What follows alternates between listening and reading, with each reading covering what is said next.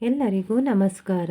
ಶ್ರೀ ವೆಂಕಟಾಚಲ ಅವಧೂತರು ಚಿಕ್ಕಮಗಳೂರು ಜಿಲ್ಲೆಯ ಕಡೂರು ತಾಲೂಕಿನ ಸಖರಾಯ ಪಟ್ಟಣದ ಪುಟ್ಟ ಊರಿನಲ್ಲಿ 1940 ಡಿಸೆಂಬರ್ 20ರಂದು ಮಾರ್ಗಶಿರ ಮಾಸದ ಬಹುಳ ಷಷ್ಠಿಯೆಂದು ಶ್ರೀ ವೆಂಕಟಾಚಲ ಅವಧೂತರು ಜನಿಸಿದರು.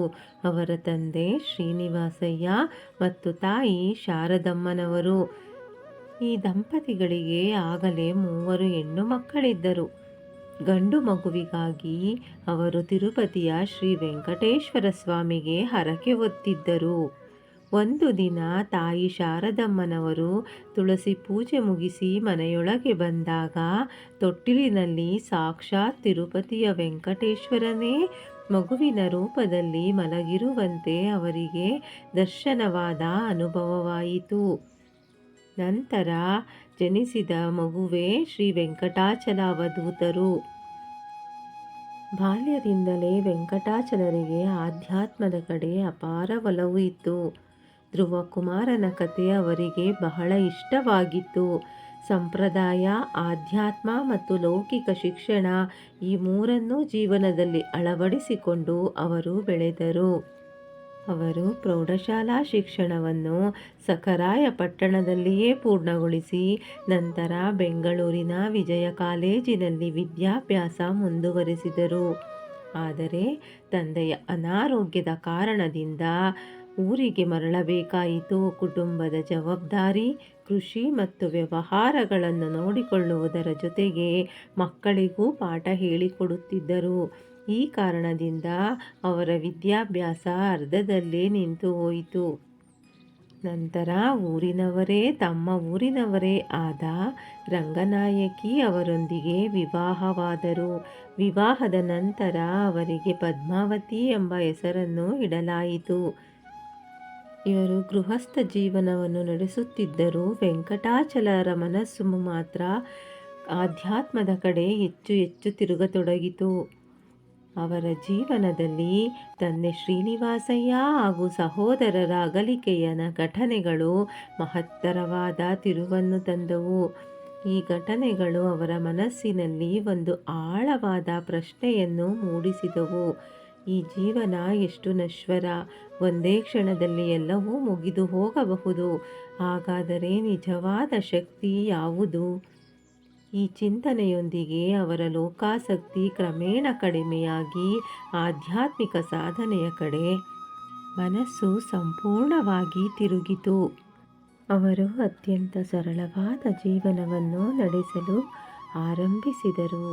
ಸಾಮಾನ್ಯ ಉಡುಪುಗಳನ್ನು ತೊರೆದು ಕೇವಲ ಒಂದು ಪಂಚೆ ಮತ್ತು ಒಂದು ಟವಲ್ ಧರಿಸುತ್ತಿದ್ದರು.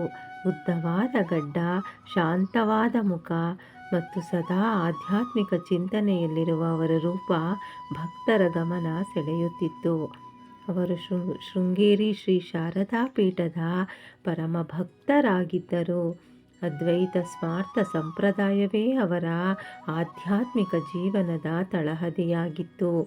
ಶೃಂಗೇರಿ ಜಗದ್ಗುರುಗಳ ಪ್ರಭಾವವು ಅವರ ಮೇಲೆ ಅಪಾರವಾಗಿತ್ತು.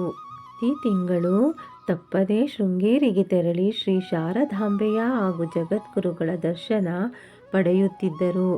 ಸುಮಾರು 48ನೇ ವಯಸ್ಸಿನ ವೇಳೆಗೆ ಅವರ ಆಧ್ಯಾತ್ಮಿಕ ವ್ಯಕ್ತಿತ್ವ ಯಾವುದೇ ಅಪರಿಚಿತ ವ್ಯಕ್ತಿಯನ್ನು ನೋಡಿದ ಕ್ಷಣದಲ್ಲೇ ಆ ವ್ಯಕ್ತಿಯ ಭೂತ, ವರ್ತಮಾನ ಮತ್ತು ಭವಿಷ್ಯದ ಬಗ್ಗೆ ಅವರಿಗೆ ತಿಳಿಯುತ್ತಿತ್ತು. ಅವರು ತಮ್ಮ ಭೌತಿಕ ದೇಹವನ್ನು ತ್ಯಜಿಸುವ ವಿಷಯವನ್ನು ಮುಂಚಿತವಾಗಿಯೇ ಸೂಚಿಸಿದ್ದರು. ಯಾವುದೇ ಮಾಧ್ಯಮದಲ್ಲಿ ನನ್ನ ಬಗ್ಗೆ ಪ್ರಕಟವಾದ ವರ್ಷದಲ್ಲೇ ನಾನು ದೇಹವನ್ನು ತ್ಯಜಿಸುತ್ತೇನೆ ಎಂದು ಮುಂಚಿತವಾಗಿಯೇ ಹೇಳಿದ್ದರು. 2010ರಲ್ಲಿ ಒಂದು ಟಿವಿ ಚಾನೆಲ್ನಲ್ಲಿ ಅವರ ಬಗ್ಗೆ ಪ್ರಸಾರವಾಯಿತು. ಮಹಾತ್ಮರ ಆತ್ಮ ಎಂದಿಗೂ ಸಾಯುವುದಿಲ್ಲ. ಅವರು ಹೇಳಿದಂತೆಯೇ 2010 ಜುಲೈ 30ನೇ ತಾರೀಕು ಆಷಾಢ ಬಹುಳ ಪಂಚಮಿಯಂದು ರಾತ್ರಿಯ ಶಾಂತ ಸಮಯದಲ್ಲಿ ತನ್ನ 73ನೇ ವಯಸ್ಸಿನಲ್ಲಿ ತಮ್ಮ ಭೌತಿಕ ದೇಹವನ್ನು ತ್ಯಜಿಸಿದರು. ಯಾರೂ ಔಪಚಾರಿಕವಾಗಿ ಸುದ್ದಿ ಹರಡಿಸಲಿಲ್ಲ. ಆದರೂ ಒಂದೇ ರಾತ್ರಿಯಲ್ಲಿ ಸಾವಿರಾರು ಭಕ್ತರು ಸೇರಿದರು. ಗುರುಗಳ ಸ್ವಂತ ತೋಟದಲ್ಲಿ, ಅಯ್ಯನಕೆರೆ ರಸ್ತೆ ಬದಿಯಲ್ಲಿ ಅವರ ಪವಿತ್ರ ಬೃಂದಾವನವನ್ನು ನಿರ್ಮಿಸಲಾಯಿತು. ಇಂದು ಆ ಸ್ಥಳವು ಸಾವಿರಾರು ಭಕ್ತರಿಗೆ ಅತ್ಯಂತ ಪವಿತ್ರವಾದ ಆರಾಧನಾ ಕ್ಷೇತ್ರವಾಗಿದೆ. ಪ್ರತಿ ವರ್ಷ ಆಷಾಢ ಬಹುಳ ಪಂಚಮಿಯಂದು ಅಲ್ಲಿ ಭವ್ಯವಾದ ಆರಾಧನಾ ಮಹೋತ್ಸವ ನಡೆಯುತ್ತದೆ. ಗದ್ದುಗೆ ಪೂಜೆ, ಅನ್ನದಾನ, ಭಜನೆ ಮತ್ತು ವಿವಿಧ ಧಾರ್ಮಿಕ ಕಾರ್ಯಕ್ರಮಗಳು ನಡೆಯುತ್ತವೆ. ಸಾವಿರಾರು ಭಕ್ತರು ಒಂದೆಡೆ ಸೇರಿ ಗುರುನಾಥರನ್ನು ಸ್ಮರಿಸಿ ಅವರ ಆಶೀರ್ವಾದವನ್ನು ಪಡೆದುಕೊಳ್ಳುತ್ತಾರೆ. ಸರಳ ಗೃಹಸ್ಥನಾಗಿ ಜೀವನ ಆರಂಭಿಸಿ ಕುಟುಂಬದ ಜವಾಬ್ದಾರಿಗಳನ್ನು ನಿರ್ವಹಿಸುತ್ತಾ ಕ್ರಮೇಣ ಆಧ್ಯಾತ್ಮಿಕ ಸಾಧನೆಯ ಉನ್ನತಿಗೆ ಏರಿದ ವೆಂಕಟಾಚಲಾವಧೂತರ ಜೀವನವು ಭಕ್ತರಿಗೆ ಒಂದು ದೊಡ್ಡ ಸಂದೇಶವನ್ನು ನೀಡುತ್ತದೆ. ಲೌಕಿಕ ಜೀವನದಲ್ಲಿದ್ದರೂ ಆಧ್ಯಾತ್ಮವನ್ನು ಅರಸಬಹುದು. ಸರಳತೆಯಲ್ಲಿಯೇ ಶ್ರೇಷ್ಠತೆ ಇದೆ. ಭಕ್ತಿ, ಗುರುನಿಷ್ಠೆ ಮತ್ತು ಆತ್ಮಚಿಂತನೆಯಿಂದ ಜೀವನದ ನಿಜವಾದ ಅರ್ಥವನ್ನು ಅರಿಯಬಹುದು. ಇಂದಿಗೂ ಅವರ ಬೃಂದಾವನಕ್ಕೆ ತೆರಳುವ ಭಕ್ತರು ಅವರ ಸಾನ್ನಿಧ್ಯವನ್ನು ಅನುಭವಿಸುತ್ತೇವೆ ಎಂಬ ಭಾವನೆಯೊಂದಿಗೆ ಪೂಜೆ ಸಲ್ಲಿಸುತ್ತಾರೆ. ಅವರ ಜೀವನ, ನುಡಿಮುತ್ತುಗಳು ಮತ್ತು ಆಧ್ಯಾತ್ಮಿಕ ಸಂದೇಶಗಳು ಅನೇಕ ಭಕ್ತರಿಗೆ ಪ್ರೇರಣೆಯಾಗಿ ಉಳಿದಿವೆ. ಧನ್ಯವಾದಗಳು. ಇಷ್ಟ ಆಗಿದ್ರೆ ಲೈಕ್ ಮಾಡಿ, ಶೇರ್ ಮಾಡಿ, ಸಬ್ಸ್ಕ್ರೈಬ್ ಮಾಡಿ. Thank you.